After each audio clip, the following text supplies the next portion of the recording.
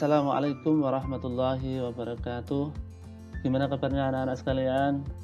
Alhamdulillah, tentunya kalian selalu rindu dengan teman-teman kalian, dengan sekolah dan dengan ustadz dan ustadzah.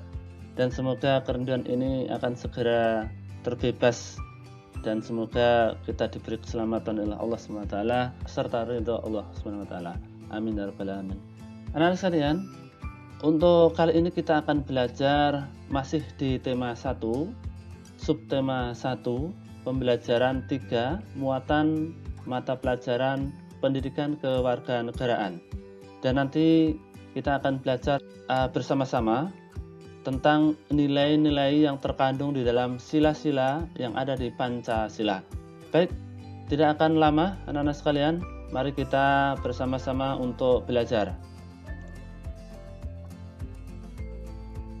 Nah, di dalam layar ini ada beberapa nama dari tokoh-tokoh yang ada di buku kalian. Ya, ada Meli, Edo, Beni, Udin, Lani, Dayu, dan Siti. Ya, ini adalah tokoh-tokoh yang ada di dalam buku kalian di setiap tema yang akan kita pelajari nanti. Baik, anak-anak sekalian, nanti kita akan belajar nilai-nilai yang terkandung di dalam sila-sila pada Pancasila. Materi kelas 5, tema 1, subtema 1, pembelajaran 3, muatan PKN, bukan PPK tapi PKN ini ya, maaf. Kemudian yang pertama, nilai ketuhanan yang Maha Esa. Ini adalah sila pertama pada Pancasila. Mengandung pengertian bahwa bangsa Indonesia mempunyai kebebasan untuk menganut agama dan menjalankan ibadah sesuai dengan ajaran agamanya. Nilai yang terkandung dalam sila ini juga mengharuskan kita untuk saling menghormati dan bekerja sama antar pemeluk agama yang berbeda-beda. Adalah agama Islam, ini adalah agama mayoritas di Indonesia, dan ini penganut agama Islam terbesar di dunia adalah di Indonesia. Kemudian yang kedua ada Katolik dan Protestan. Ini adalah agama Kristen. Kemudian yang keempat dan kelima adalah agama Hindu dan agama Buddha. Serta yang keenam ini diakui pada zaman Presiden Gus Dur, yaitu agama Konghucu. Ini adalah agama yang baru yang diakui oleh negara setelah Presiden Abdurrahman Wahid, ya. Jadi karena banyaknya agama yang ada di Indonesia ini, ada 6 yang diakui oleh negara, maka nilai yang terkandung di dalam sila ini mengharuskan kita untuk saling menghormati dan bekerja sama antar pemeluk agama yang berbeda-beda ini. Tidak boleh kita saling menghina, kita saling mempengaruhi dan memaksakan kehendak kita supaya mereka bisa mengikuti agama yang kita anut. Dan di dalam Islam sendiri kita tidak boleh memaksakan agama kita itu kepada orang lain. Selanjutnya yang kedua, nilai yang kedua adalah kemanusiaan yang adil dan beradab. Ini sila yang kedua. Mengandung pengertian bahwa bangsa Indonesia diperlakukan sebagai makhluk ciptaan Tuhan yang Maha Esa, yang sama derajatnya, sama hak dan kewajibannya tanpa membeda-bedakan agama, suku, ras, dan keturunan. Jadi kemanusiaan di sini adalah kepedulian kita dengan sesama manusia, terutama dengan makhluk ciptaan Tuhan ini. Ya, di Indonesia sudah kita ketahui bahwa ada beberapa perbedaan yang jika perbedaan itu diperuncing akan membahayakan negara kita dan akan merusak persatuan dan kesatuan kita. Ada agama, tadi sudah saya sampaikan ada 6 agama di Indonesia. Juga ada suku, beratus-ratus suku yang ada di Indonesia. Bahkan di Jawa sendiri ada beberapa suku. Ya, ada suku Jawa, suku Sunda, ada suku Madura, ada suku Oseng, ya, dan lain sebagainya. Dan itu jika kita tidak bisa menjaganya, maka akan merusak persatuan dan kesatuan. Juga ada ras itu warna kulit, ya. sawo matang, ada yang kulit putih, ada yang kulit hitam, dan lain sebagainya.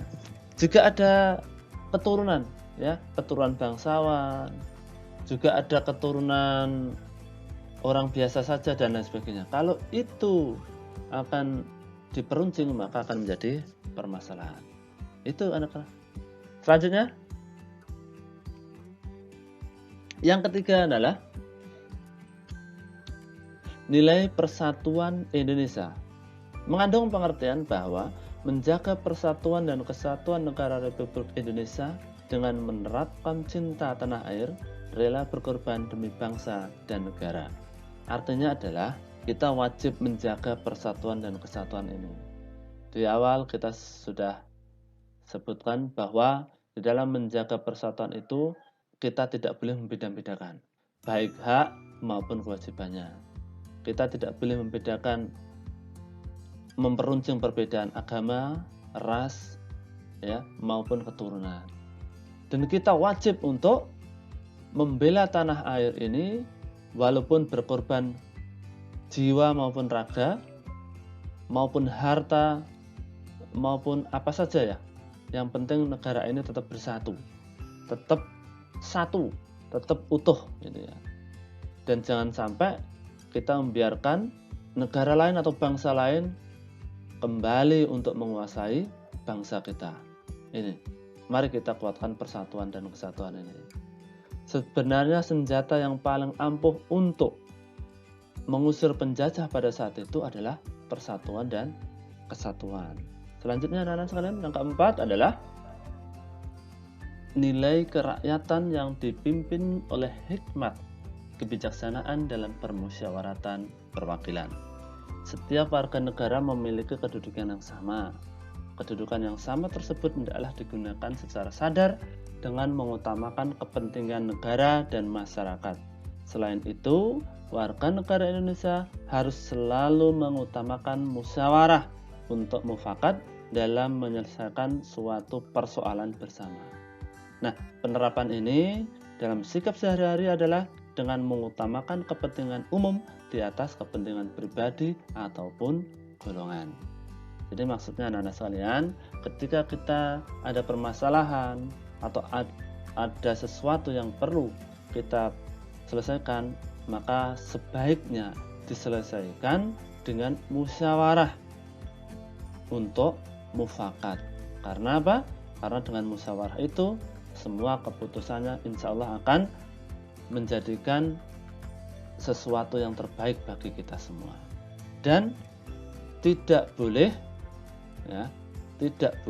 kita, sikap kita itu di dalam mengutamakan kepentingannya itu adalah mengutamakan kepentingan pribadi ataupun golongan. Lanjut, yang kelima adalah nilai-nilai keadilan sosial bagi seluruh rakyat Indonesia. Ini sila yang kelima di dalam Pancasila. Mengandung pengertian bahwa perilaku kita harus adil dalam bersikap terhadap sesama, menghormati hak orang lain, serta menolong dan menghargai orang lain. Ini adalah sikap adil anak-anak sekalian. Jadi kita harus adil itu kepada sesama, tidak boleh membeda-bedakan. Ya, misalnya ada yang berbuat salah, ya seharusnya mendapatkan hukuman atau sanksi. Tidak boleh kalau yang salah itu kemudian malah justru dibela-bela. Nah, sehingga sikap membela yang salah itulah yang disebut sikap yang tidak adil. Itu ya. Baik, selanjutnya anak-anak sekalian, kita akan mempelajari contoh sikap mencerminkan Pancasila, ya. Sila yang pertama, sikap yang sesuai dengan sila ini, yaitu tidak memaksakan agama kepada orang lain. Di agama Islam kan tidak boleh memaksakan agamanya kepada orang lain. Kemudian sikap sila yang kedua, tidak membeda-bedakan teman dalam bergaul, saling membantu dan menolong antar sesama, menjenguk orang sakit. Ini adalah contoh, ya. Masih banyak contohnya lagi, ya, karena hubungannya dengan kemanusiaan. Kemudian contoh sikap yang berikutnya adalah contoh sikap sila ketiga, yaitu gotong royong, kerja bakti, mempelajari kesenian dari daerah lain. Ini adalah contoh sikap sila yang ketiga, yaitu persatuan Indonesia. Kemudian contoh sikap sila yang keempat adalah musyawarah untuk mufakat, menghargai pendapat orang lain, tidak memaksakan pendapat pribadi kepada orang lain. Ketika kita bermusyawarah, kita harus menghargai pendapat orang lain, tidak boleh memaksakan pendapat kita itu agar orang lain mau menerimanya.